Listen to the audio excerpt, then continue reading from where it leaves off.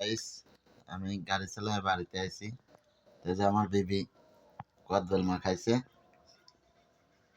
অনেক সুন্দর লাগে কদবেল। এই দেখেন কদবেল, কত বড় বড় কদবেল। শীতের দিনে শুকনা মরিচের গুঁড়া দিয়ে আর কদবেল মাখাইছে, অনেক সুন্দর লাগে, অনেক স্বাদ দেয়। বিবি একটু দাও, খায় দেখি। তুমি খাবা না?